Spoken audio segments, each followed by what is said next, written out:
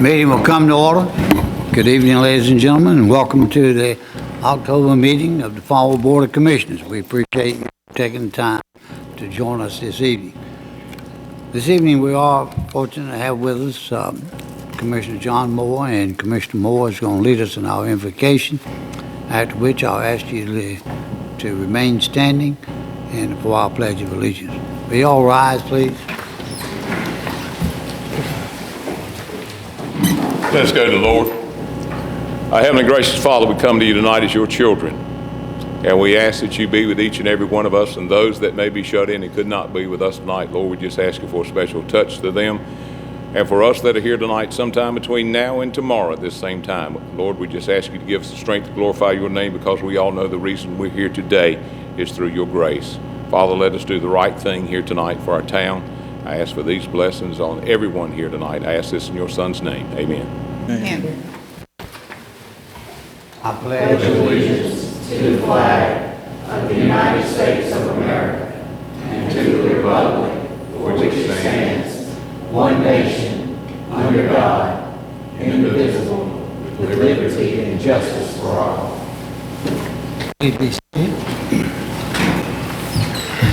Again, it's my privilege to welcome you to this meeting this evening. I trust that as you came in the back door, you saw an agenda package that you could pick up and you could follow along with our proceedings here this evening.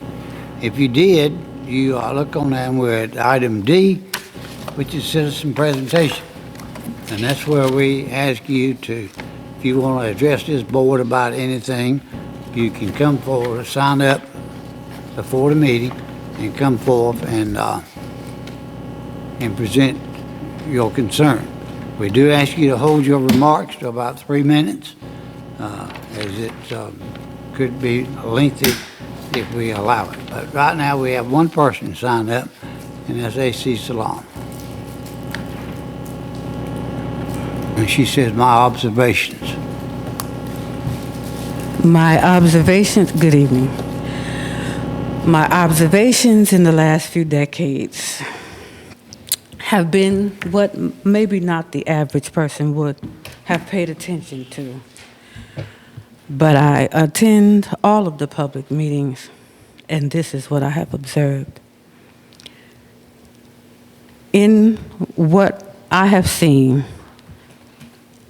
as far as demolitions, they seem to be more influenced by the complexion of the owner rather than the actual condition of the structure.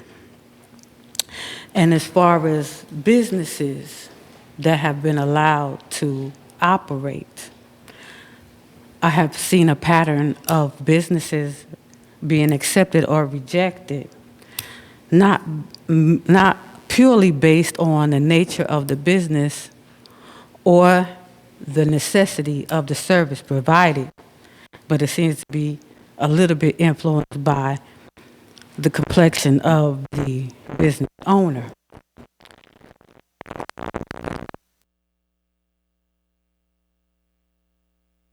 Because I've also observed that the injustice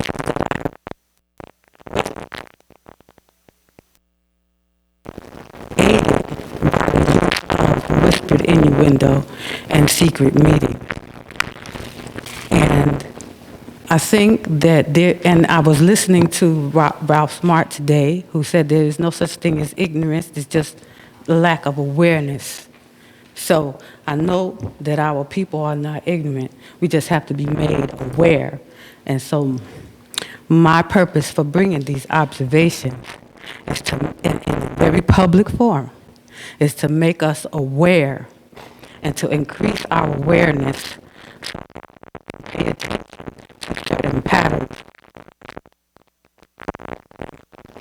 That is my purpose. Thank you. She is the only one that signed up, so we'll move on to item E, town manager comments. Thank you, Mayor, members of the board. Just have a few items. We went through our semi-annual water conversion. I just completed that, where we convert from our well water to GUC water. There was a lot of flushing of lines around town, and some of our customers could have experienced some discoloration, whatever, but that has been completed, so we are totally converted over to GUC water for the winter. Just a couple other items. Boys and Girls Club Gymnasium, many of you have been in that facility and may have noticed that the gymnasium, the basketball floor has some damage. There was a leak and some water damage that occurred some time ago. The Boys and Girls Club filed a insurance claim and received some funds for that. And as far as I know, this week they are supposed to, the company's been retained to refinish that floor professionally. And pleased to say that there is no money out of pocket by the town, that it's totally funded through the proceeds of this insurance claim. So we're working with the Boys and Girls Club, and for the next 3 weeks they are operating out of the Armory building. So to allow the contractor to work without having to work around, kids in the building, whatever. So you'll see some progress there.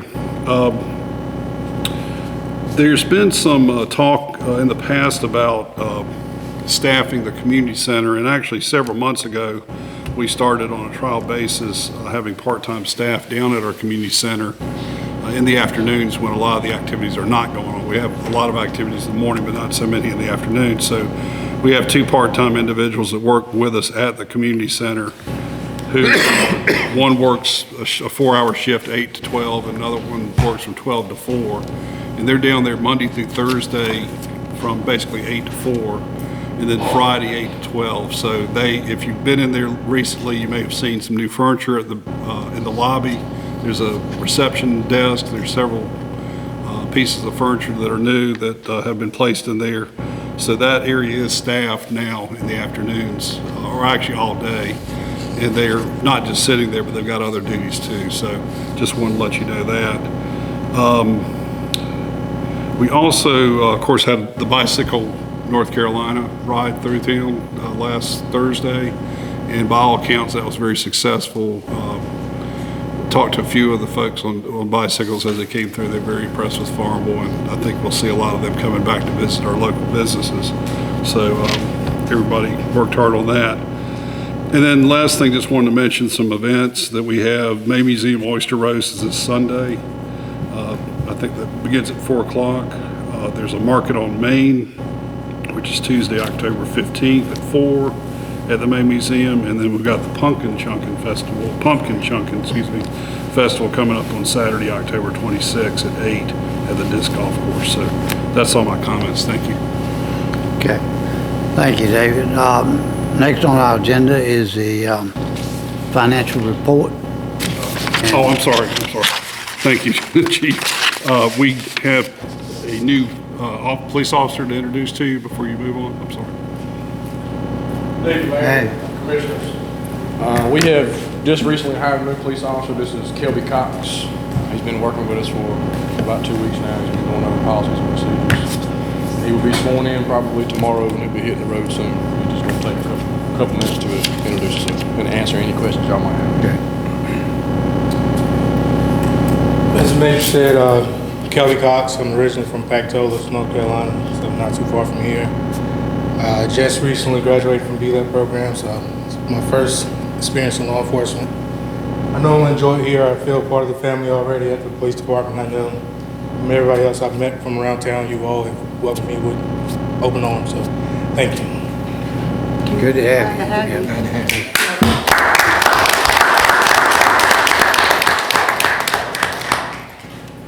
Thank you, Major. All right, after the town manager's comments, you see on your agenda the financial report, and that's provided to us through the agenda by our finance director. And if we have any questions, then she will address them. Does anybody have any questions on the financial? Yes, sir. Okay. Next item is changes and additions and deletions to the agenda. Anything? I do not have any tonight. Okay. All right. Moving right along, we have public hearings, and I'm not sure who's going to introduce it. Okay, Justin. First is a public hearing on the regarding the street sign address. Evening, Mayor, Commissioners. The first public hearing we have for you this evening, this is an amendment that would bring the Code of Ordinances into compliance with current North Carolina building code standards regarding the size of addressing numerals to be displayed on both residential and commercial properties. Just to be clear, this is not an issue that we're having. It was just something that we discovered the other week. We had someone call in and ask about it, and we realized that the current building code standards for that were not reflected in our current ordinances. The changes to that would bring the numbers should be at least 6 inches high and 3/4 inches wide for commercial properties, and at least 4 inches high and a 1/2 inch wide for residential properties. Okay. All right. You've heard the presentation. Now I'll declare the public hearing to be open at this time. Anyone who would like to come and speak to this board about this matter, please do so. If not, I'll declare the public hearing to be closed. And board, I'll ask you if you have any questions of Justin. If not, is there a motion? Either approved? I will make a motion that we accept the changes to the ordinance. All right. Motion is made by Commissioner Elks. Is there any discussion among the rest of them? If not, all those in favor of the motion, let it be known by saying aye. Aye. Any opposed, no. The ayes have it. All right, that takes care of that one. All right, introduce the next one. The second public hearing for this evening, this was the one, if you recall, this was actually on your agenda originally at the September meeting, and we pulled this one off so that we could go back and take a look at a couple of minor items. We've gotten those clarified at this point, so we're bringing it back for you this evening. This is dealing with Chapter 119 of the Code of Ordinances, dealing with junk vehicles. As I mentioned to you before, the issue that we were having in terms of enforcement of junk vehicles is that our ordinance currently goes off of the North Carolina General Statute definition of junk vehicles, which would value a junk vehicle at anything under $500. Our current issue is that, just with the general price of scrap metal, most vehicles around town, even with the scrap metal costs, are going to be worth more than $500. So it's really prevented us from, having any kind of enforcement on junk vehicles. So what we have proposed to do is that we are going through the ordinance and we are eliminating the verbiage of junk vehicle and are now going to be replacing that with unlicensed and or uninspected vehicles. So this will allow us to go out and enforce, because most of those vehicles that are issued currently do not have up-to-date inspection done on them. So that's the big change there. The other big change in the ordinance with that is through the department in which we'll now enforce this ordinance. Originally, this had been in our code enforced by the town's police department. This will now be enforced by the town's planning and code enforcement department. Just some additional items on this. This has not changed, but the ordinance states that with this and through enforcement in residential areas, residents will have 60 days to remove any vehicle that's in violation. In commercial districts, it will be 120 days. The planning director or his designee may order the removal if the aesthetic benefits outweigh the burden that's being imposed on the property owner. Each property is allowed one uninspected or unlicensed vehicle, but it must be concealed as to meet the requirements that are currently existing for the zoning ordinance. If there is a second vehicle, then that must be completely enclosed in a garage. It can't meet the other concealment requirements that you could with the first vehicle. And then finally, the other item that we added, and this was where we had held off last month, in the existing ordinance, we do have an exception there for car repair. Some of the discussion we had, though, was some of the concern of potentially having, someone arguing that, we're repairing the vehicle and it's going on for a longer term. What we decided to do with that is to actually remove car repair as an exception. What this would essentially allow is if someone were to make the argument that they were repairing a vehicle, they would still fall in that 60-day time frame to have the vehicle repaired, or 120-day if it were on a commercial lot, to come into compliance, have the vehicle repaired and inspected. Okay, that it? That's it. All right. I guess the two main things, one is the identification of a abandoned vehicle or change from disrepair to And as far as that portion of the ordinance, we do still have the definitions that are there for abandoned vehicles. This is just particularly addressing where we had junk vehicles. Anything as far as abandoned vehicles, none of those definitions have changed. This just directly affected what would be classified as a junk vehicle. It also drops from 2 to 1. That can be in the yard.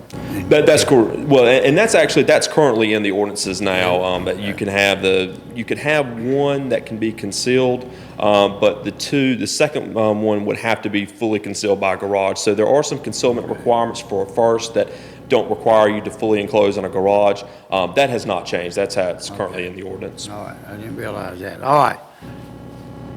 You've heard the presentation now. I do declare this public hearing to be open. For any of you who want to speak to this, please come forth and do so.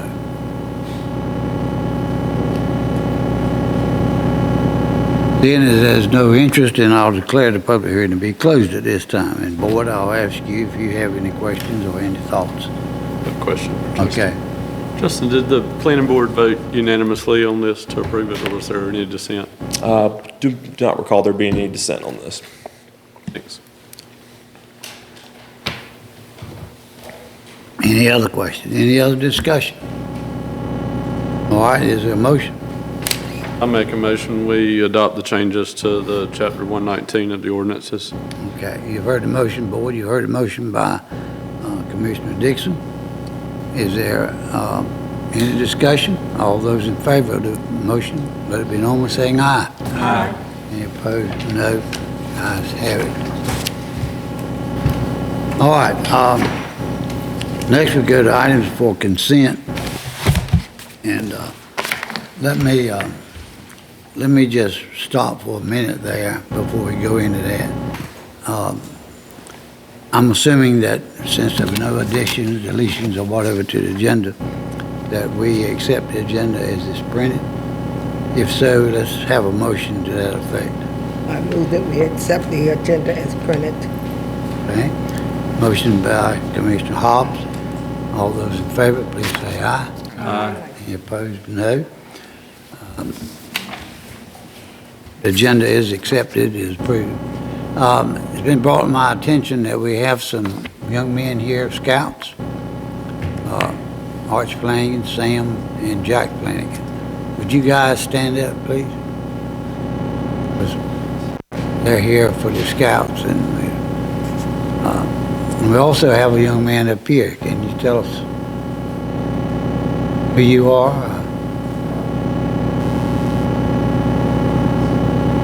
Who? I knew I recognized your face. It's Chris's son. Oh. Is that right? That's right. Last time I thought he was, Bitty guy. yeah, he was a little Bitty fella. guy last time. He wants to be a well-informed voter next month. good. He decided to come to For meetings. him. I don't think I've seen him since you had his handprints on the fountain out here. Well, that's been a few years ago, Mayor, about 18 to be exact. All right. Chris, I It's think good- he's trying to make you feel old. I know, he's succeeding really well. Good to have all of you How's your here. pitching arm? Okay. All right. Items for consent. You see those, Board? Is there any item that you want to take off there and discuss? If not, is there a motion that we approve these items by consent? I make a motion, we approve the consent items. All right, motion by Commissioner Dixon. Any discussion? All those in favor, please say aye. Aye. Any opposed? No. And so the items for consent are taken care of. All right, next is items for discussion or decision, and one of them is a presentation by Development, Greenville ENC, Alliance Economic Development Organization. Michael Overton, and Michael, anything you want to say in preface before he comes, David? Well, last meeting, of course, I related that I'd been attending these meetings, and Commissioner Hobbs went with me last time. Unfortunately, she had a funeral and couldn't attend today, but we had a meeting this afternoon, and the board seemed interested in hearing more about the organization and determining whether you might want to actively participate. So I asked Mr. Overton to come as chairman of that group and make a presentation about the organization and answer your questions. Okay, all right, welcome, Mike.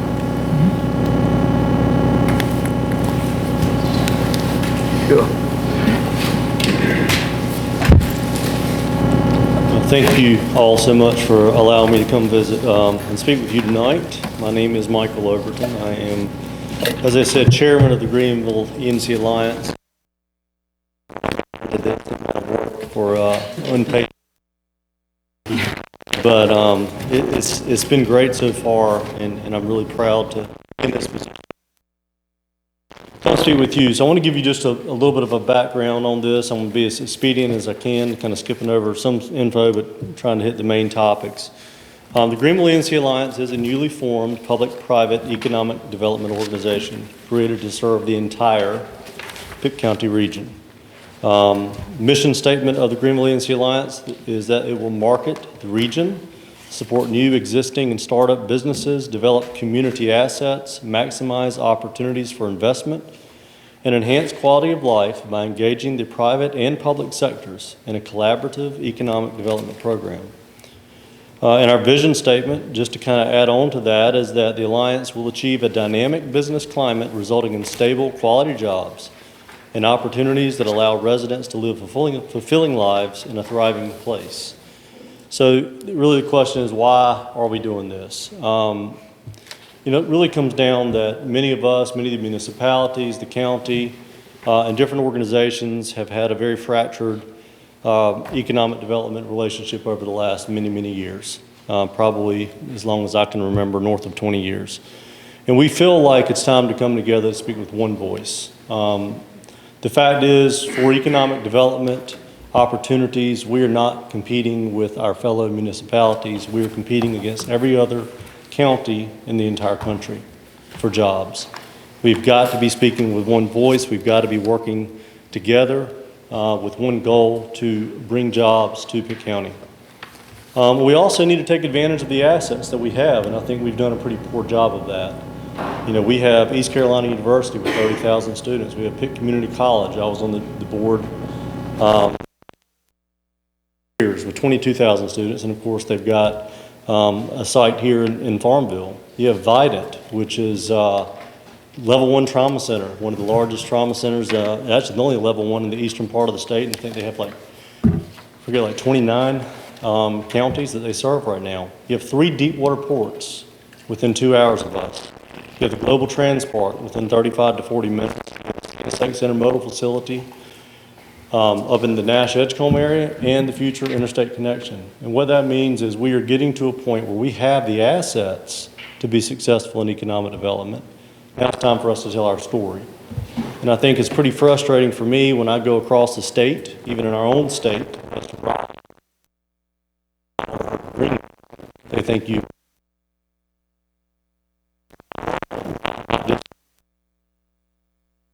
municipalities here, Ayden and Farmville and Grifton.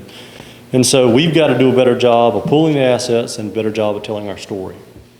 So kind of the quick background of where we got started. In 2018, discussions among the City of Greenville, Pitt County, the Committee of 100, Greenville Utilities, and other business and community leaders got together. And 3 things came out of this meeting. Everyone wanted to improve economic development. There's very strong interest from the private sector. And most felt that our current economic development was too fractionalized, and we needed to find a way to work together to a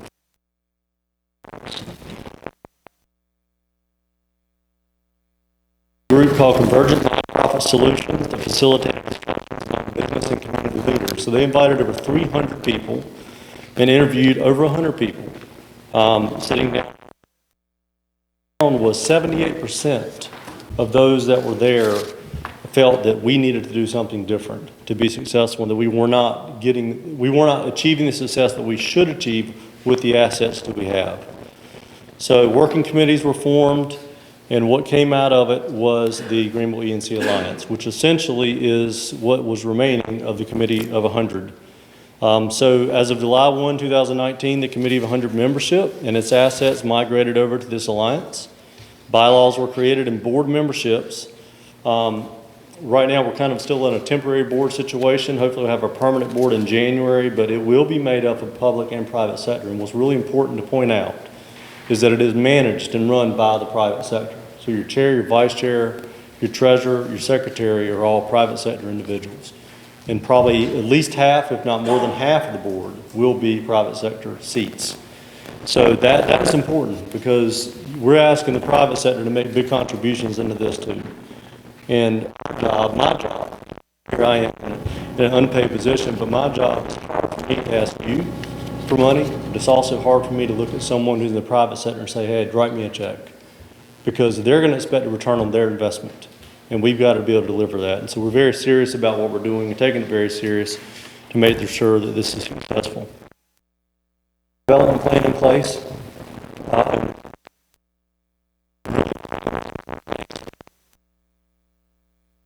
The operations of the organization. So there's two parts of funding mechanism. Give money dollars will be companies to help grow the county. So the 5 areas.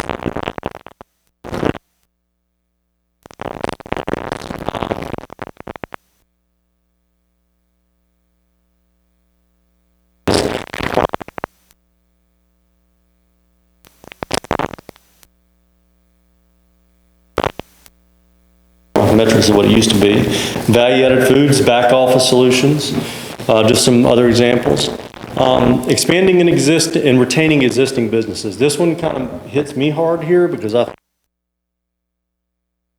making sure that our current partners and anyone who owns a business, whether it's in Farmville, Ayden, Bethel, Greenville, in the county, it doesn't matter. They are our partners, and we need them to know that we do appreciate them being here, appreciate the jobs that they bring to our area, and we need to better understand, grow their businesses, and know the things that are important to them and what we can do to help. Developing sites and business parks. Since 2001, North Carolina has offered an official certified sites program to provide a statewide inventory of industrial sites that have undergone a rigorous pre-qualification process to ensure they're shovel-ready for immediate development and that they meet a consistent set of standards. We've never had this. So if a company is looking to come into North Carolina, they go through the state of North Carolina to look for certified sites. Pitt County, until this year, has never had a certified site. And that's just inexcusable. We're not coming up on anyone's radar. And so again, we're competing against other counties all across the country. We want to make sure that we're developing the workforce with the partners we have, the Pitt County Schools, PCC, along with East Carolina University. It's important that we do that. And it's really important, if you really want to talk about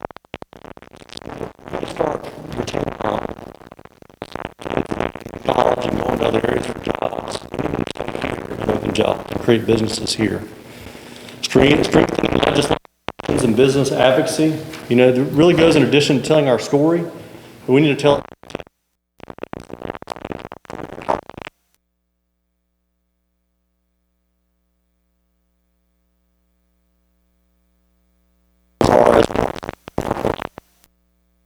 And then encouraging small business growth and development. I feel like the most find success of entrepreneurs.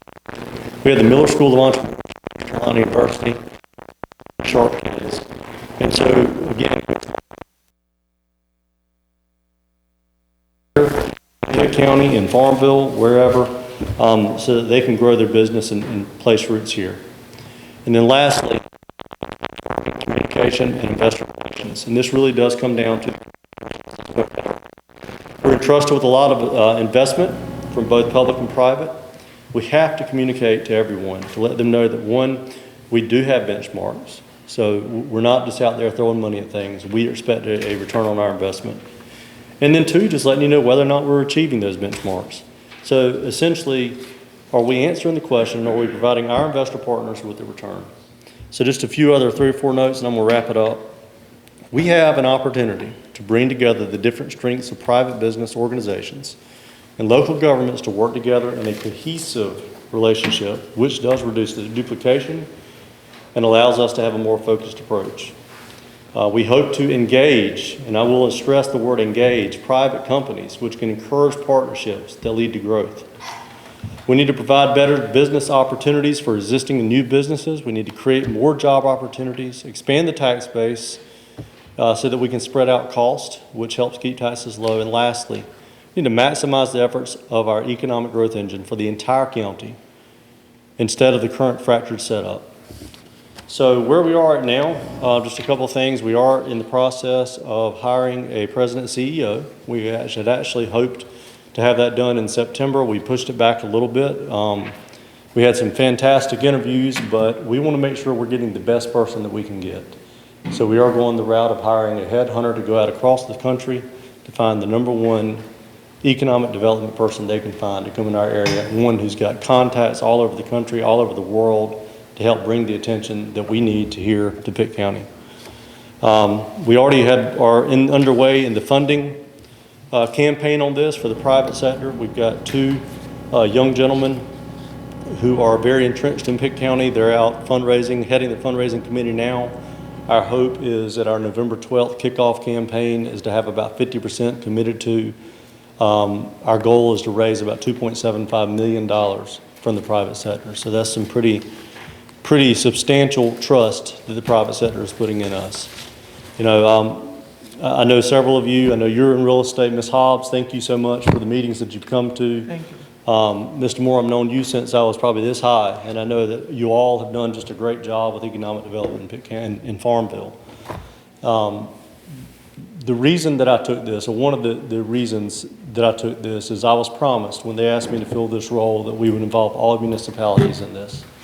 So I have been to Ayden, I have been to Fountain, I've spoken to Grifton, and been and met with their town manager.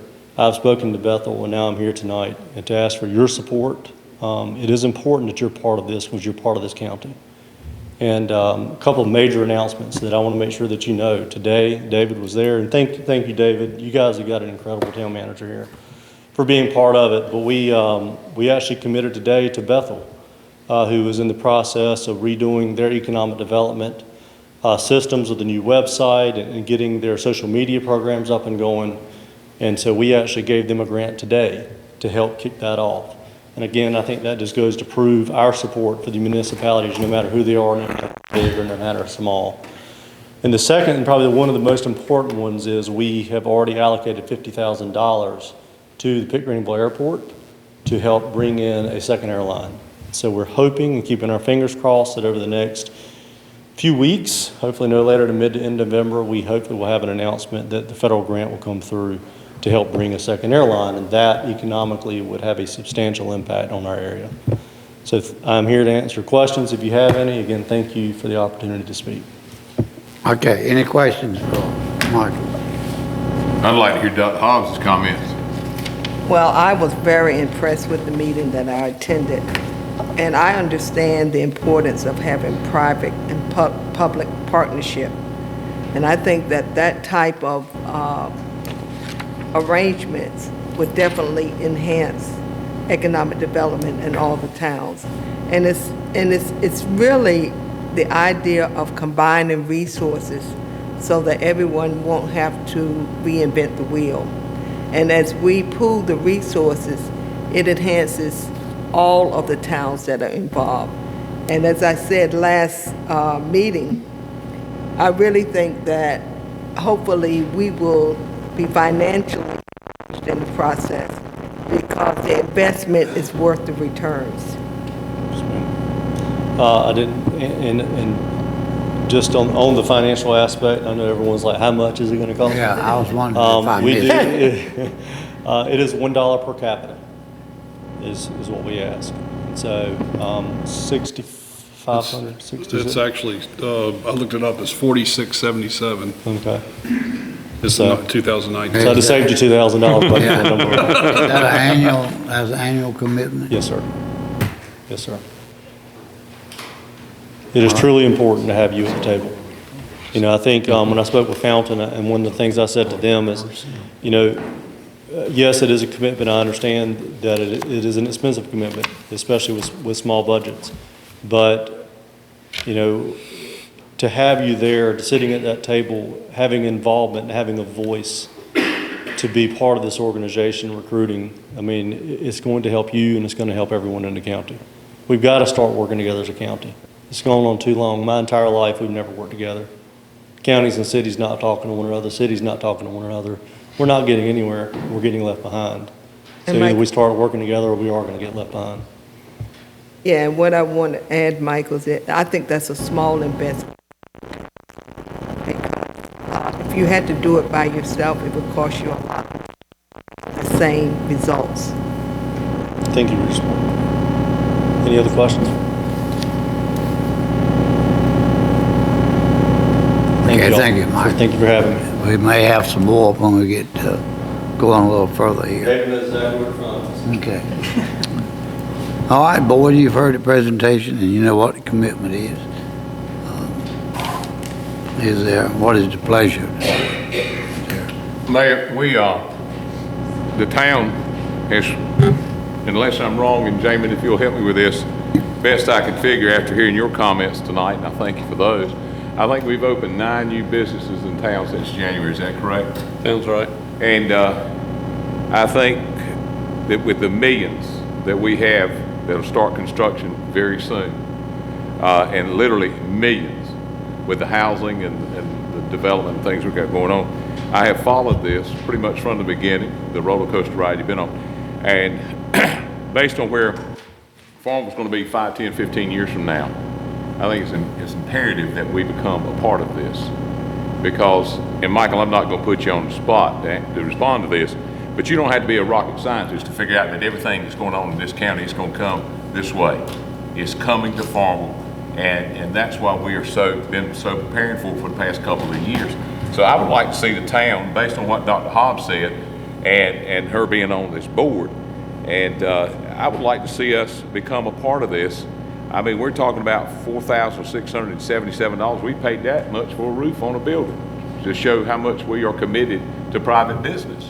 And I think that's a small investment when you're dealing with what the county and what we can do together. I'd like to make a motion that we do this, Mayor, to the tune of $4,677. All right, you've heard the motion by Commissioner Moore.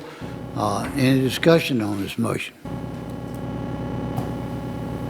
If not, all those in favor, let it be known by saying aye. Aye. Any opposed? No. Seems that the ayes have it, and thank you, Michael. And, we'll be there. Okay, next is item number 7, and that's an update on the Farmville Public Library. David Miller. Good evening, Mayor and Commissioners. I'm here tonight to provide you with an update on the library's facility project, and I'm excited that it continues to move forward. I believe you know that last week we relocated to 3733 North Main Street, so Farrier and Sons could have access to the library facility by the predetermined date of October 7th, which is actually today.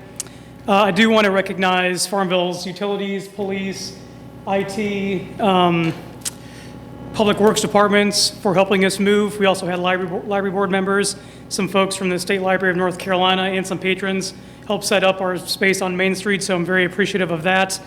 We will be moving to the depot on Walnut Street when it is complete, and it should be by the end of the year, probably December of 2019. And I would like to add that we were able to successfully remove the stained glass window in the library, the mantle, and all the plaques, so we can use them to highlight Farmville's history in the new library. I am joined tonight by Bobby Evans from Farrier and Sons, if you do have any specific questions about construction, and of course I'm here to answer any questions about the library project as well. Anybody have any questions on David? I don't have a question, but I have a comment. Okay. I just want to thank you, David, for giving an update. I don't know if you know this, but the library is a very passionate interest level in Farmville, and I appreciate you coming to give people an update, because, you know, as one book says, above all, get ye understanding. And if you don't give people information, they make it up. So I want to thank you for constantly coming to give an update. Absolutely, yeah. All right, anyone else? Okay. All right, thank you, David. Well, thank you. Thank you, David. Thank you, Bobby, for coming. Okay.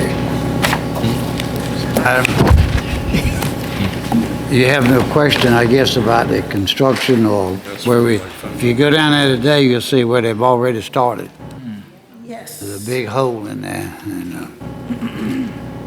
Okay. All right, let's go on to agenda item 8, and this is for the community garden. Good evening, Mayor, Commissioners.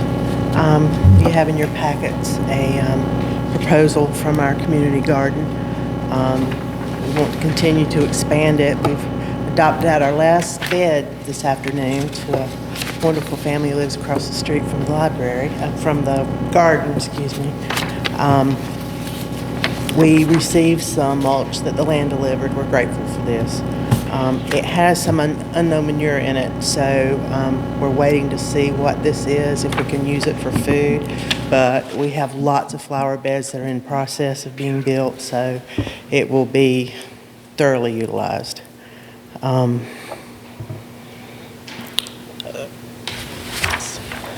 We are hoping that we can begin to plant the orchard by February or March, but we need the land cleared and the water installed.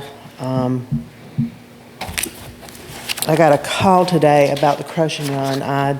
Martin Marietta has a stewardship program, and I had been trying to reach them, and today I got a call from Philip Presley out of Raleigh. They would most likely give us some crush and run, but it will not be nearly enough for the whole project. They do not deliver, so we're working on that to see what we can do about that. So having said that, if we could reduce what we've requested to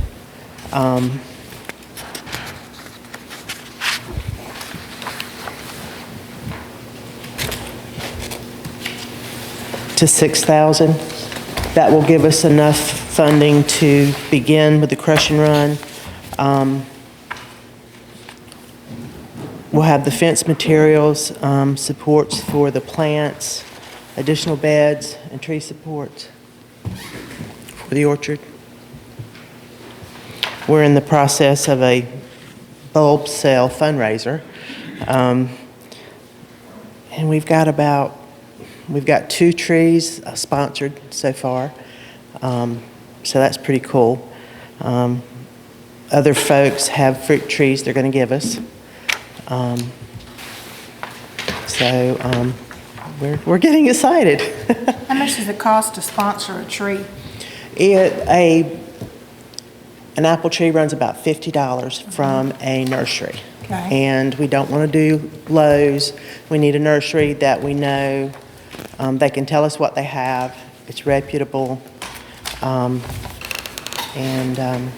we'll have a better outcome by buying a better product. Okay, I'll sponsor a tree. Well, thank you very much.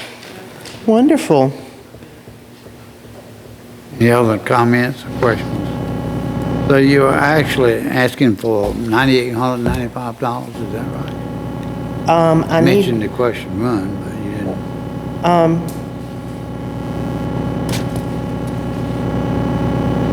$6,000 is what we need to request tonight and to take off, to reduce the amount for the crush and run. We don't need $6,000 for the crush and run if we're going to get some from Martin Marietta. But you know how much you're asking for? From the commissioners? Yeah. Tonight, $6,000, please. Okay, but you were saying that you're expecting some from Martin Marietta. We are expecting some crush and run from Martin Marietta.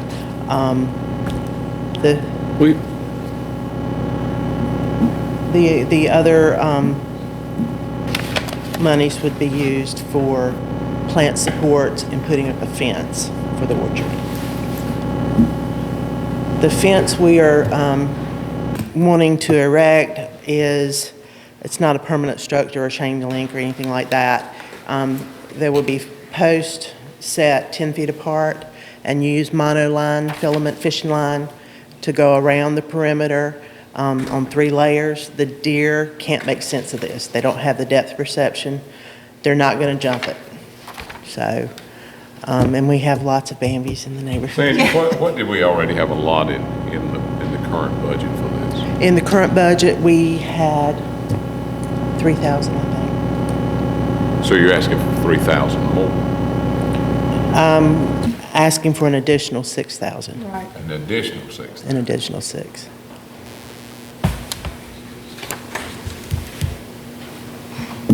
Okay. Any other questions to Sandy? I got a question for David, I think. How do we go about, do you guys have an organization set up that we write a check directly to, or do we just, say if Martin Marietta, for example, sends you a bill, do we just pay that bill on your behalf? How does that work?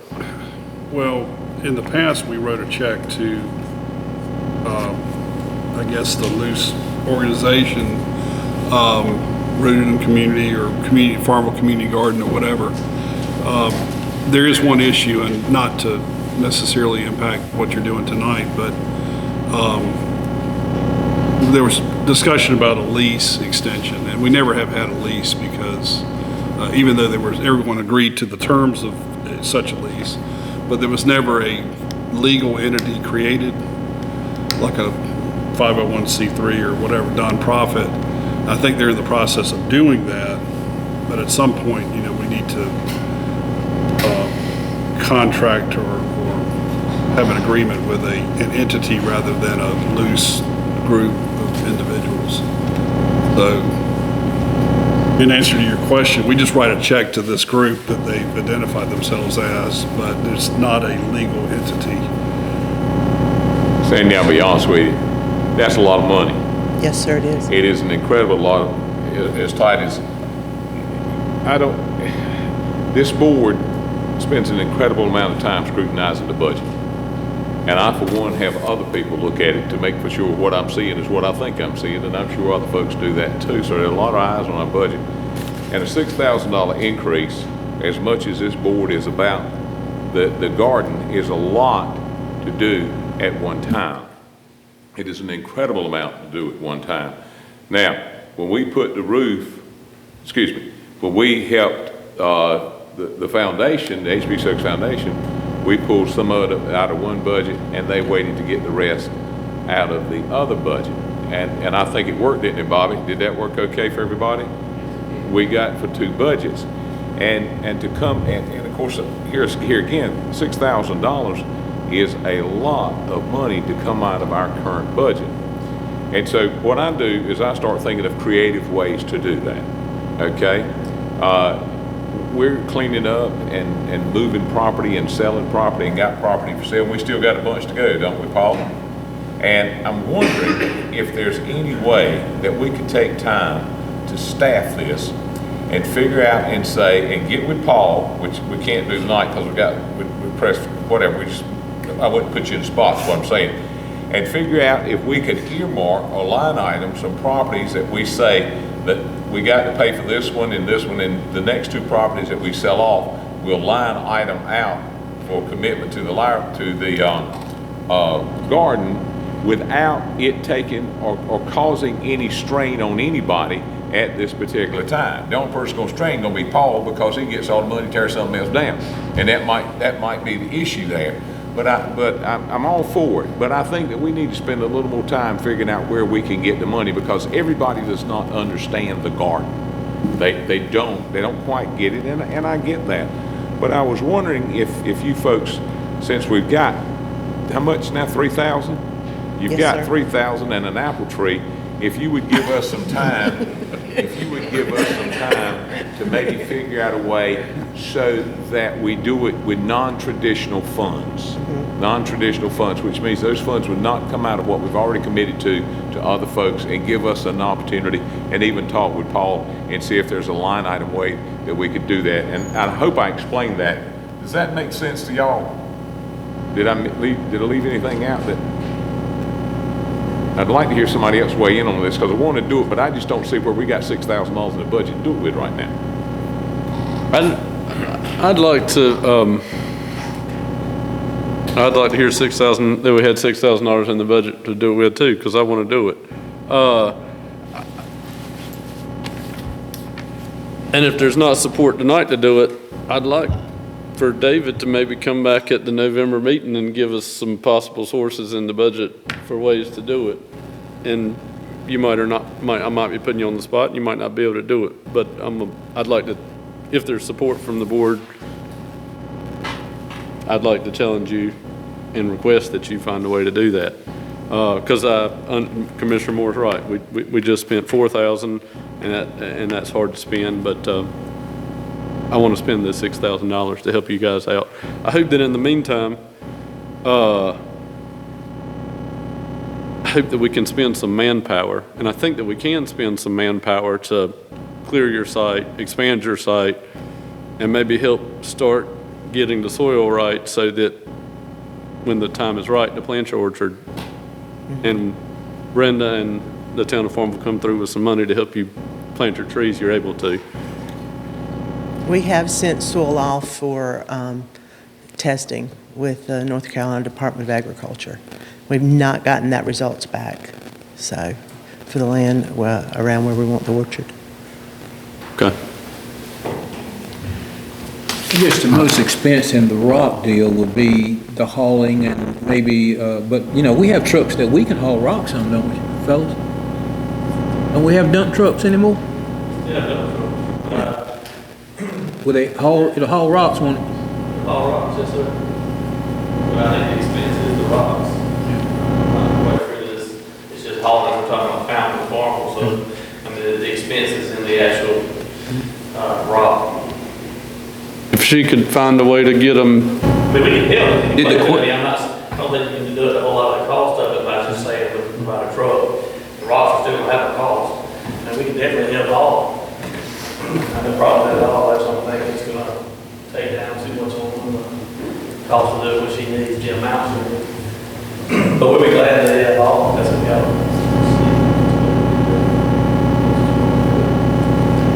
Is crush and run this much needed at this time? Is that not something that could be? We do not need that much at this time, no. So we could. If we get a little bit at a time, That'd be easier on that you would be a all, lot too. easier on all of us. If we gave you, I mean, are you saying if we gave them $2,000 and a truck?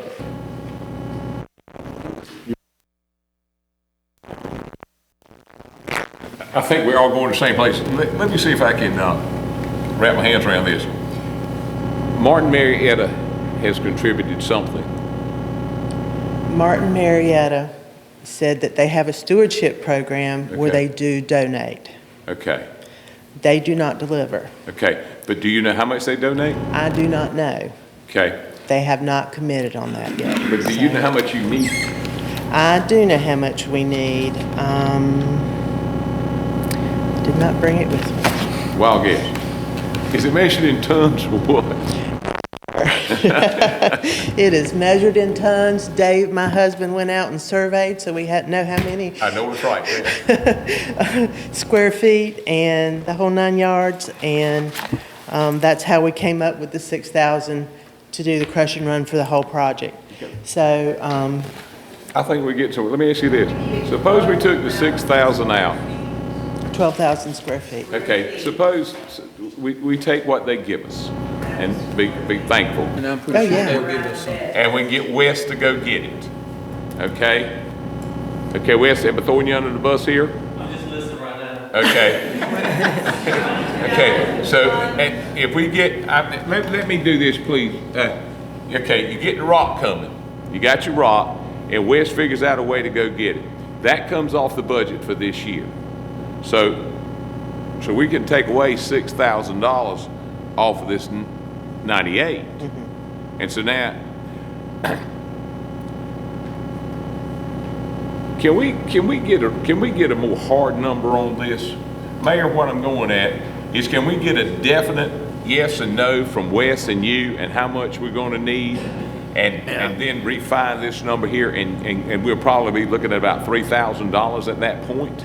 I think we need to know about what Martin Marietta will do. Right. I think we need a hard number from them, and then if Wes can have it brought over here and dumped, whatever the term I'm looking for, Wes. If Wes can do that, because can we do that and revisit this in November? Is that fair? Yeah. And come back with a hard number, because I think if we take that crush and run off, then we're gonna be looking at something that's doable. You don't know how much they were willing to donate, because I think, as I talked to him, there was some calculations that initially you were looking at 168 yards, 4-inch deep, a 4-inch deep pad, 360-some thousand pounds. Unless they're donating $4,000 worth of rock, which you're still gonna have expense in rock. I don't know how much they're willing to donate, but they're requesting a lot of rock. So, it's about $4,000 for rock, I think. Is that correct? I don't have the paper from me, I haven't seen it, but isn't it close? Yes, yes, sir. 4,000 in rock. So unless they're willing to donate, if they donate 4,000 rock, great, we'll haul it all day for them. But if they're not willing to do that, you're still talking about the cost, because, cost of the rock is around 4,000. Well, that seems to be where we start at, is what they'll Well, I'm donate looking to at us. it just and like we did with Bobby's project. Yeah. We get part what they donate to us this year and get things going, and then we come back next year in the budget, or there's something may happen between them. I mean, we don't know. Let's deal with what's in front of us right now. I think, Sandy, what I think is we find out what they'll do. Then we go get that rock, take that out of the budget, see what's left in this budget. And with a hardware store coming, surely we're gonna be able to get some of this stuff locally. That's the way I'm seeing it. Hopefully. That's right. Yeah. So if it's agreeable with you, is it any way, Mayor, that we could put this on the agenda for November? Yeah, Revisit this whole with some firm numbers, and Sandy, if you can get those to the town manager and work with him and with Wes, and let us know that Wes is gonna be able to do this, and you've got those firm numbers, I expect we could move on this, and you're only talking about what? 29 days. That's exactly what you're talking about. 29 days. Okay. Fair enough. All right. You know what thereafter, right? Yes, sir. Okay. And I don't know, John, why don't you give us a motion to delay the decision on this until we It might find be long as my arm, man. I'd just like to make a motion that Ms. Pruitt bring us back some hard numbers, and we just move this item, and please make it the first item on the agenda for November. All right, you've heard the motion from Commissioner Moore. Any discussion? All those in favor, please say aye. Aye. Any opposed, no. Okay, Sandy, we'll look to see you Thank you. come November. All right. The next item is item number 9, use of town well by Carolina Poultry. Rich? Hey there, folks. Hey. So I guess really quick, first of all, I'd love to just, I haven't really touched base with a lot of you since when I first got to town, and we're just about to go online at our power plant. And the entire town and staff and management and local vendors and everyone we use has been amazing in this town. So it's been a great project and going well. The request we have for this evening is that as we get close to going operational, power plant needs to make sure it stays cool or it shuts down. Whenever it shuts down, it takes days to get back up. So we as we look at that operationally, we're a little bit worried about a water supply in our cooling pond. It turns out, coincidentally, there's a sort of defunct town well on the property that's located in a strategic place for us. That'd be great to have for if we ever get a little too hot there. We could put some of that water into the well. It just goes into the pond and evaporates. So we're not trying to replace any city water that would have a use or a process or anything. Kind of a belt and suspenders on just making sure we stay operational all the time.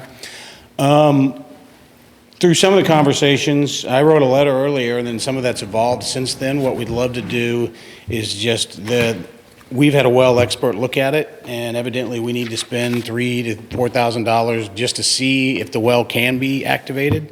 And at that point, we'd need to spend another 5 to 7 or whatever, and putting an actual pump in and making it operational. So what we'd love to do is, in conversations with the town manager, et cetera, what might be a workable solution is that we could sort of do a vote this evening to say we could go ahead and make that investment to just investigate whether the thing can even work, and if it won't work, we're out we'll risk the cash and we'll be out of luck and the conversation will be over. If it can be made to be active, we'd like to make the investment to make it active under some sort of agreement to purchase water from the town, not at the town rate coming from the water system with full treatment, et cetera, but more at a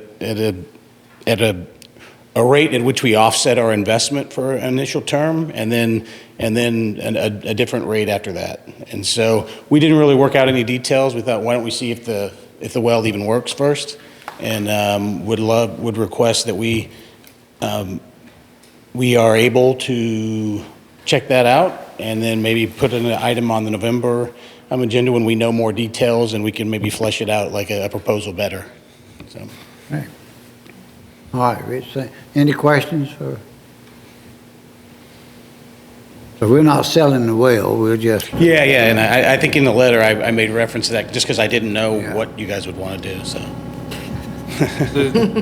Actually, there was two, well, in the letter it referred to either long-term lease or sale, and I didn't actually catch that in the original letter, the sale part, but that's not even on the table. That's not even feasible. We don't want to sell an asset. We can't like that anyway, but the other option was doing a long-term lease for an emergency or backup source, or as Rich, this has been sort of the latest iteration, and that's the revised sheet that I placed put at your place right before the meeting. Possibly, as Rich said, the board determining that it's okay for him to start the investigation, spend the $3,000 or whatever it is to see if it's even feasible, with the idea that if it is feasible, they want to pursue it, then at the next meeting, there be some sort of agreement with the town where we still own the well, but they have a right to utilize water from the well, not treated, not tied in with our water system, but just as a cooling function at some greatly reduced rate for a period of time to help offset the investment they're making in bringing the well back online. Because right now we're not using it; it's just sitting there, and they're willing to spend about $10,000 to put it online if you say it's okay. Why wouldn't we say it's okay? It seems like a great idea, and I think we're appreciative of you investing in your business in our town and investing in our infrastructure too. So make the motion. I'll make a motion that we approve the refurbishment plan and instruct Mr. Hodgkins and Rich to work up the details. But you go ahead with your checking it out, and with the assumption we're going to honor that long-term lease. Great. Well, thank you. Right. Okay. All those in favor of this motion, let it be known by saying aye. Aye. Any opposed, no. Ayes have it. Okay. Kind of quick on the draw there. All right. Agenda item 10 is to extend the Falls ETJ.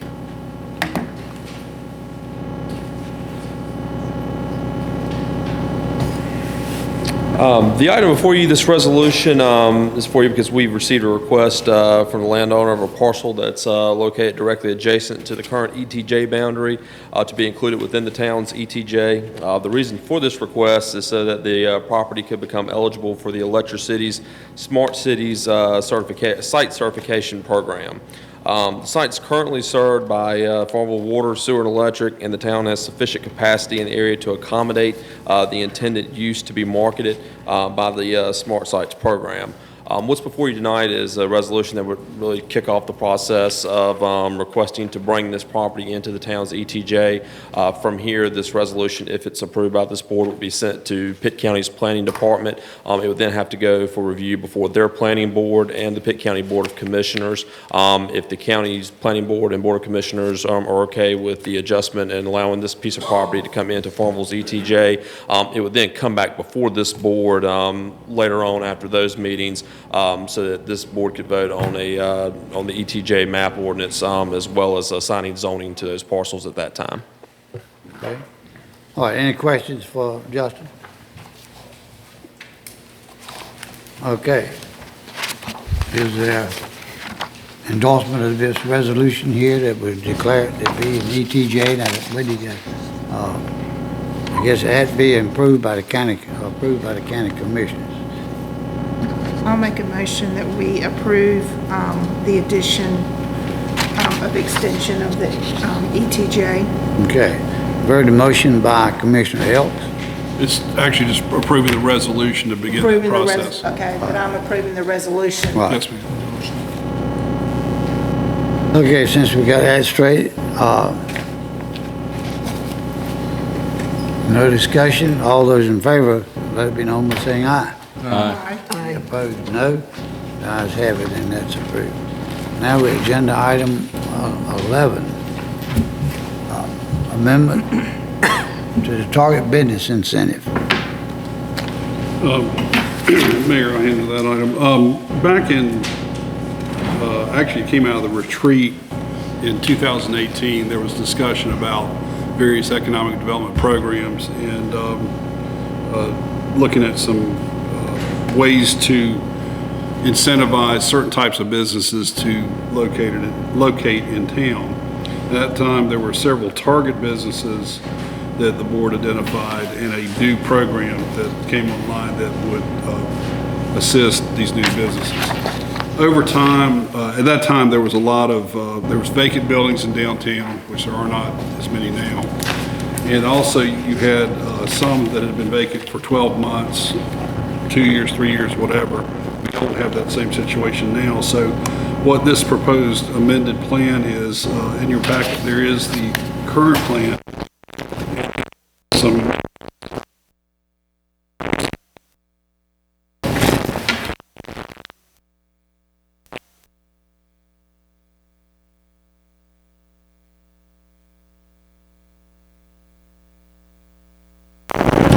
the other thing is adding another target business, which I think is very timely since we lost our downtown pharmacy. This would add a pharmacy as a target business. Right now it's not. So those are the only changes to your current program. I certainly recommend approval. All right, any questions for Dave? All right, is there a motion? That we approve and the changes for the Target Business Incentive Grant Program. Adding pharmacy to it. Okay, thank you, Commissioner Hobbs. Any discussion? All those in favor of the motion, let it be known by saying aye. Aye. Any opposed, no. The ayes have it. That is agenda item 11, I think, and 12 is another business improvement consideration.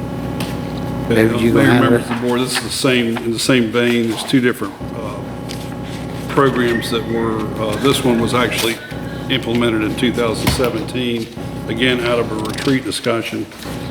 This has to do with building improvements in vacant downtown buildings. And the proposed amendments here would just, instead of doing or having eligible buildings be ones that have been vacant for 12 months, the fact that they're vacant at any time significant and should incentivize, based on this plan, excuse me, it should be, I guess, eligible for funding under this grant program. Right now, there has to be a building that's been vacant 12 consecutive months. We don't have many of those, as I mentioned just a little while ago, but we do have vacant buildings that come up here and there, and there is interest in, there should be interest in assisting these building owners with renovations as long as they meet the requirements of what types of renovations are eligible. So in what you have in your packet, it eliminates the 12-month consecutive vacancy requirement and just says any vacant building located in downtown business district. And also it strikes structural repairs from an ineligible expenditure, which I think was an error when it was first done, because a lot of the things that are being done and have been done and have been eligible up above, you could classify as a structural repair. So if it's a fire safety thing or whatever, it could be structural too. And so I just, to clarify that, I took structural out, structural repairs out under the ineligible section. So everything else remains the same, and I would recommend that you consider this. All right. Any questions for David? So you've taken away any waiting time, is that right? Right, it doesn't have to be vacant 12 months. You'd eliminate most all of your vacant buildings. Be vacant 1 week? It can be vacant for any time.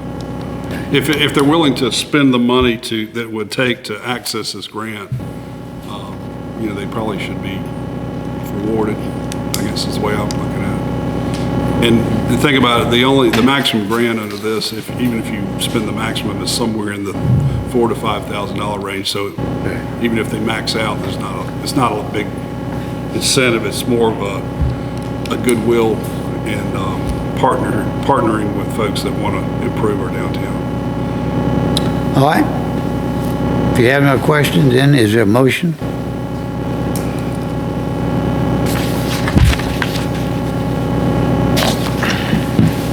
To adopt the amended building incentive. Is there a motion? I'll make the motion that we adopt the amended building improvement incentive grant program. All right.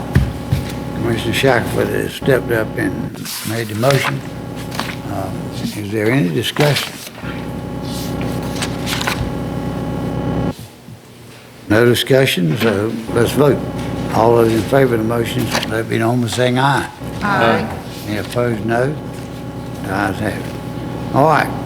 By my counting, this completes our business part of the agenda. We have citizen comments. If you are following along and with the budget, are you coming forward? Okay. All right, come on. I have 3 minutes. Yeah. So I'm Cheryl Patterson, and I am a trustee of the Farmville Public Library Advisory Board. I'm so delighted with what I have seen in the last 2 weeks as the move has been made from the library to the old Cubbies to Ray's Restaurant to the big yellow corner store at Main and Wilson. Herculean effort, and it was all done in 48 hours. Commissioner Dixon said, hey, there's a space. Thank you, thank you, thank you, thank you, and for all that you did to get that ready. Amazing, just, it's amazing. Thank you for believing in what you saw many, many years ago for the need for a new library, and you voted unanimously this past summer. So in the last couple of days, that vision has become more real, and it is extraordinary. I don't want to discount that several generations have had an opportunity to make wonderful memories in both the original library and the additional, and the addition. Those memories are important, and Farmville has served its citizens well with that library. We will continue to do so as the new library comes online. For over, I think it's almost 115 years, this town has been committed to literacy in Farmville and in Pitt County. But this is not my grandmother's library. Libraries today have to deal with organization, an enormous amount of data, human services that come left and right. If you are a family looking for a story time, if you are new to the United States and need resources for a new language, if you are unemployed and looking for a way to find a new job, there's just one place to go, and that's your library. So we have been doing a soft capital campaign for the last year or so, and thanks to our director, David Miller, we are well on our way to reaching our $2.5 million goal for private investment. It is a $5 million investment. I'm not talking about spending. We are investing. And that really needs to be understood by every individual in our town. 4,900 and what was it? What did Mr. Overton just, he's not here, but he requested. Yeah. Libraries are and can be, they are the heartbeat of a community. They offer an economic incentive that goes well beyond checking out books. So all I wanted to let you know is that we are now into more of an open asking time to add to the nearly $500,000 that has been obtained through private sectors and through grants. Am I right on that, David? We're close to $500,000. So we have $2 million to go. So you'll be hearing more about it. If you invite me to your house or you see me at your place of worship, I'm going to ask you, do you have a library card? And have you considered giving to the capital campaign? I just want to say thank you very, very much. Thank you, Shirley. All right. Anybody want to follow that?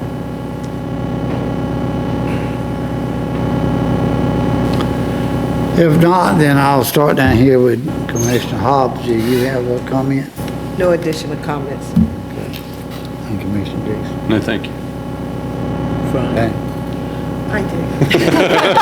That's why I started it. David, would you please give us an update on the alley and the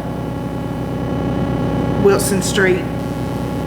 I won't say what I want to say, but yeah, can you give us an update on that, please? Because The bump, as yeah, it's a bump. the sign says. I don't have any new news this week. I did not talk with the engineer today. I don't know if Commissioner Dixon did. I know he was trying to reach him too, but because we talked this morning. But right now, there was a plan that was being devised that would fix the grade or identify the proper grade so that the stores and businesses along Bonnie's Alley would not flood when it rained a lot.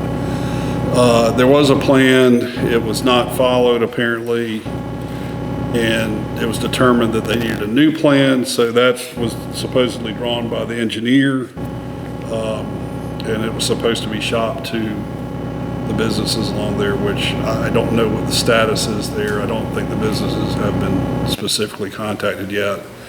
And then once that plan is identified, if you notice there's manholes, there's valve covers, things that are sticking up now, they would be lowered to the appropriate new grade. That's why they're not lowered now, because they don't know how far to lower those covers to. So once the plan is identified, agreed to, then they would have to lower the valves down to the finished grade.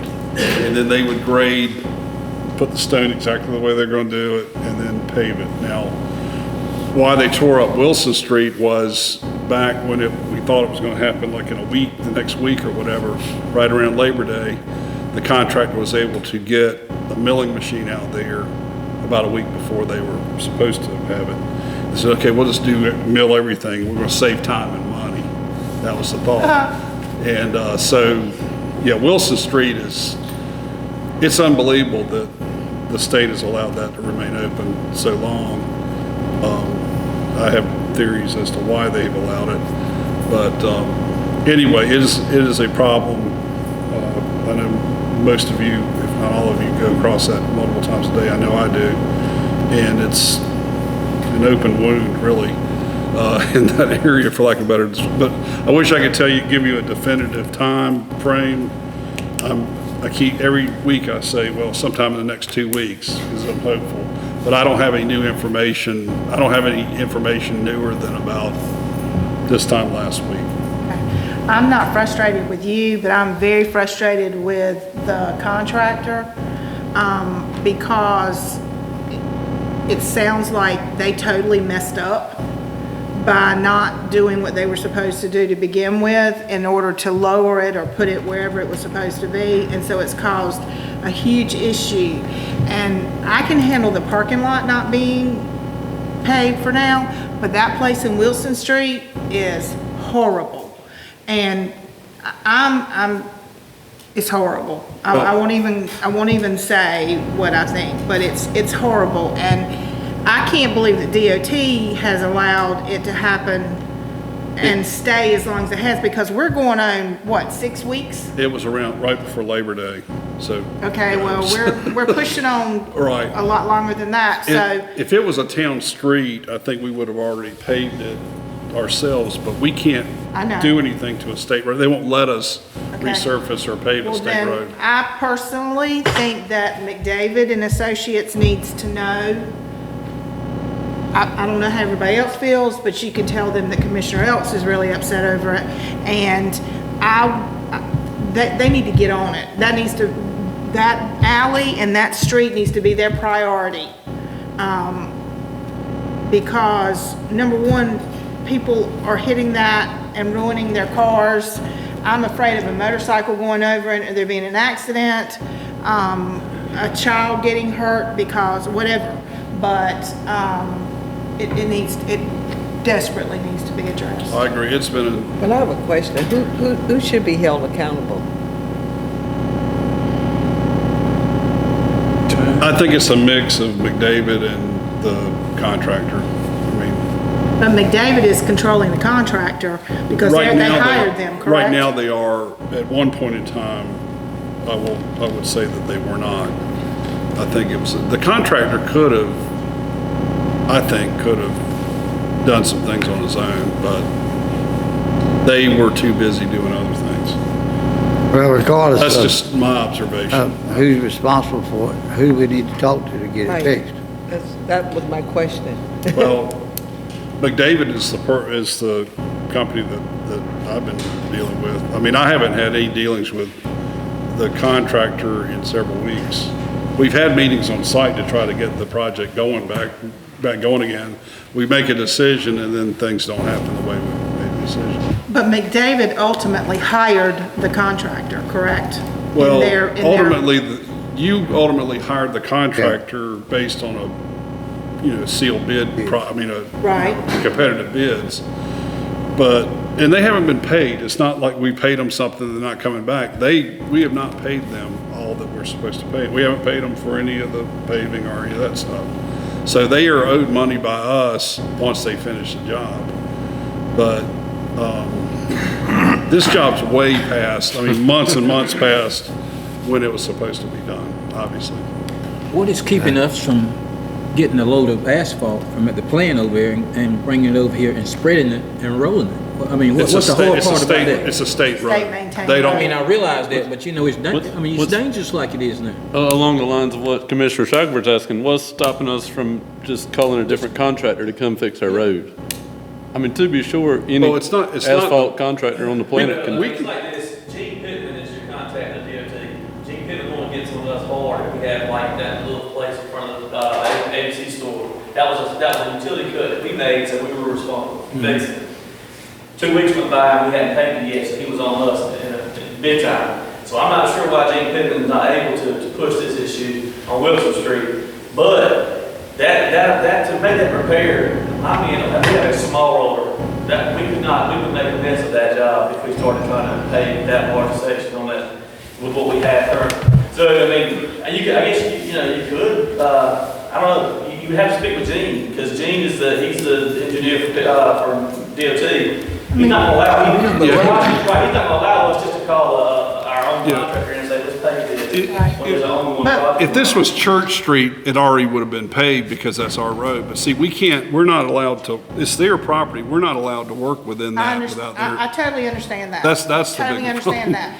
But the problem is when are we gonna start fining that company for not, I mean, we're a year behind. Am I right, Commissioner Dixon? Yes. We're over a year behind on getting done what needs to be done there. And now they've come in and back before Labor Day, cut that horrible patch in the road, and then it's bye-bye.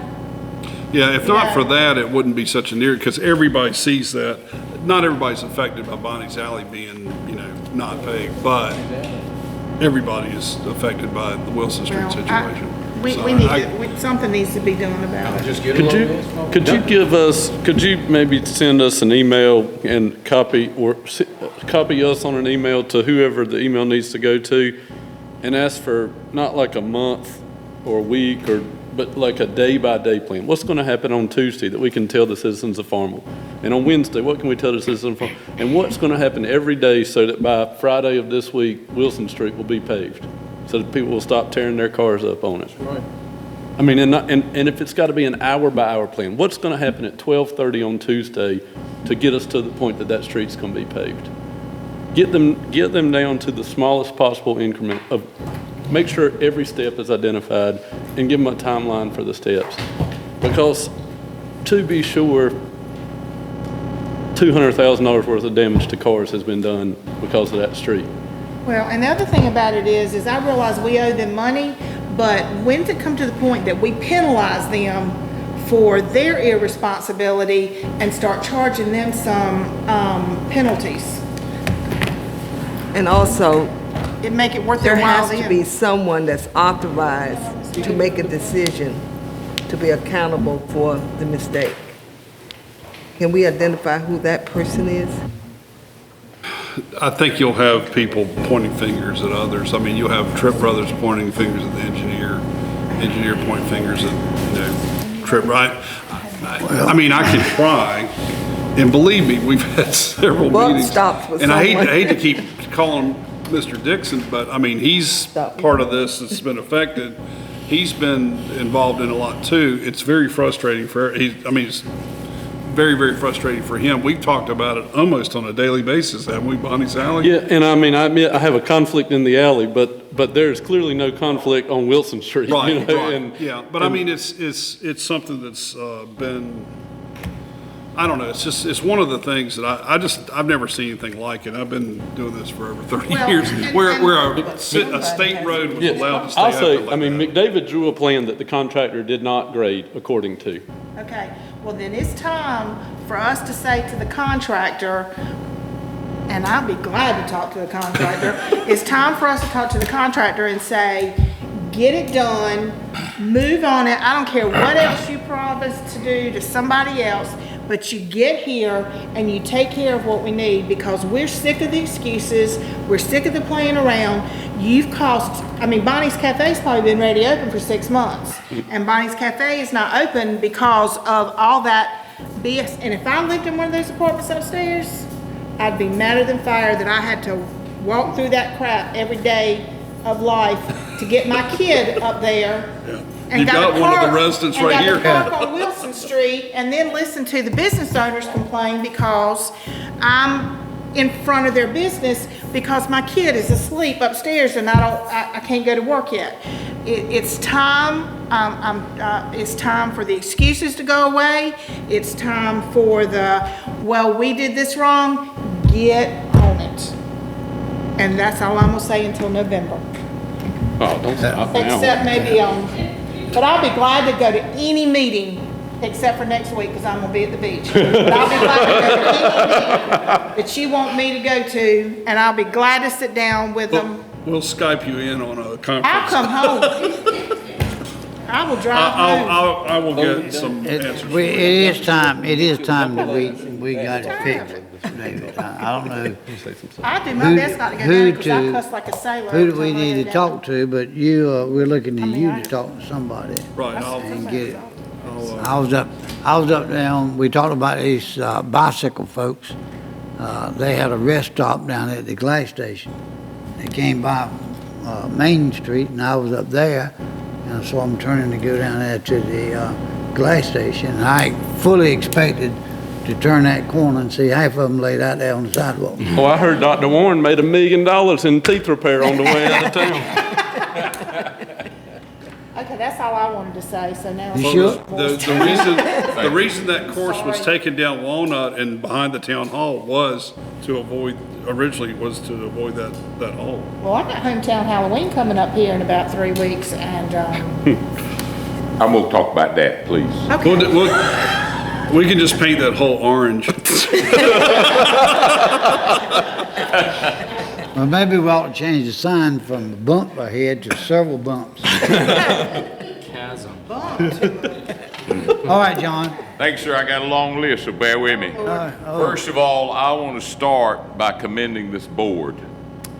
And Dr. Hobbs, you had you first, but I moved you all the way back around after Cheryl talked. So bear with me. I want to commend this board because a board has to work as a team. And over the past couple of weeks, I've had an opportunity to spend some time at the mayor's breakfast. And it is incredible the way this county is looking at Farmville and the way the state is looking at Farmville and what we've got going on.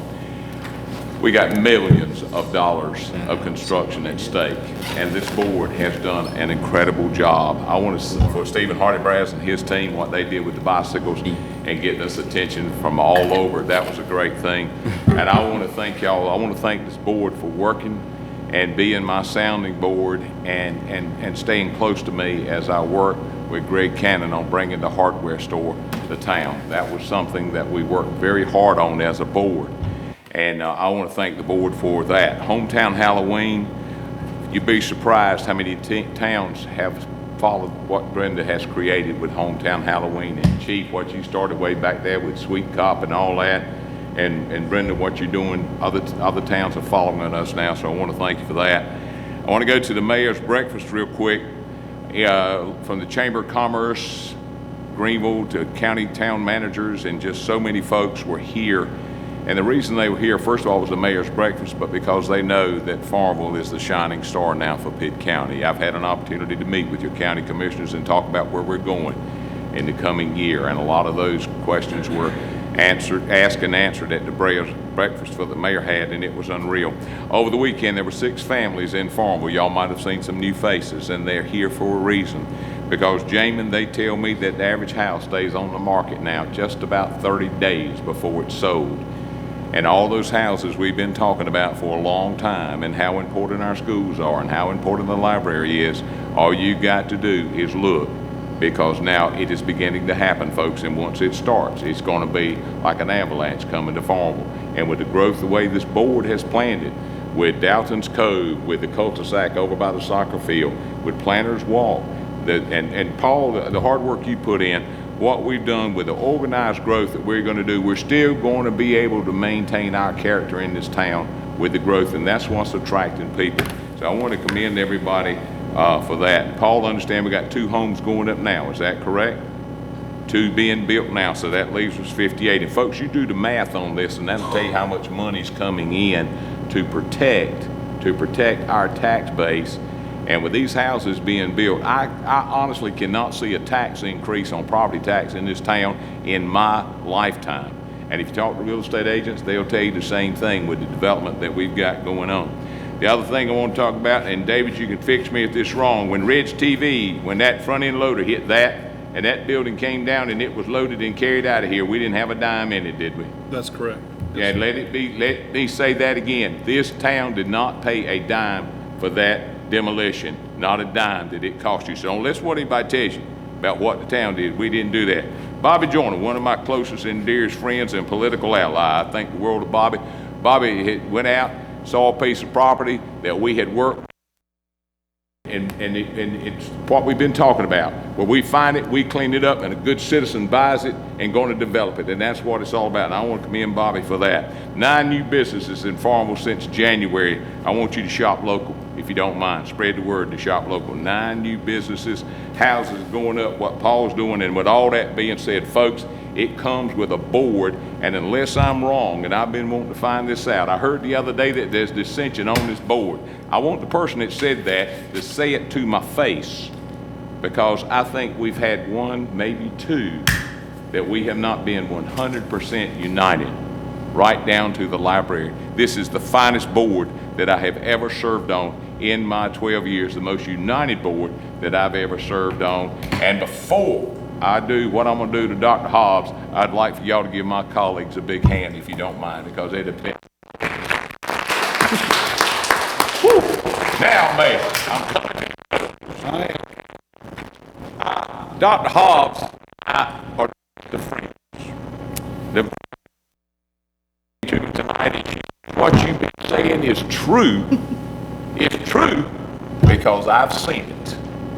And Dr. Hobbs, if I'm not imposing or putting you in a bad spot, I'd like for you to tell your library story today, because I'm going to tell you something. If this does not make your heart flutter and make you proud to live in Farmville, something is terribly wrong with this whole situation. Dr. Hobbs, would you do that I'll for be me? happy to tell this.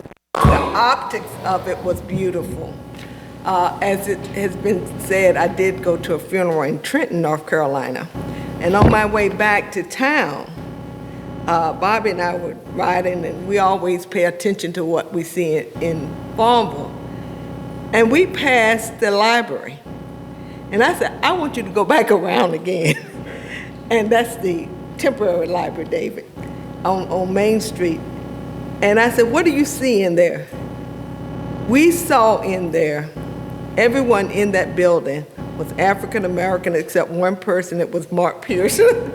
And I said, what optic is that? In Farmville, it was a beautiful optic because it says that the library has been moved, but people are still visiting. Oh, and you waved at me, remember? You waved at me, she was in the window.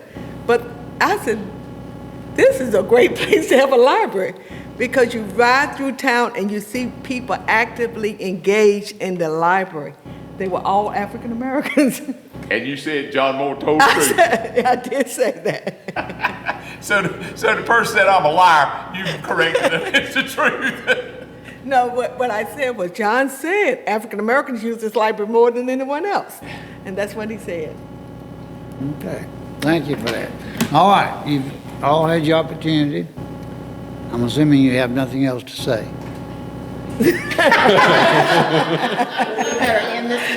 All right, so I would entertain a motion to adjourn. I'll make that motion that we. Okay, all those in favor say aye. Aye. All right, we can adjourn. Yeah, we need to have a sidebar.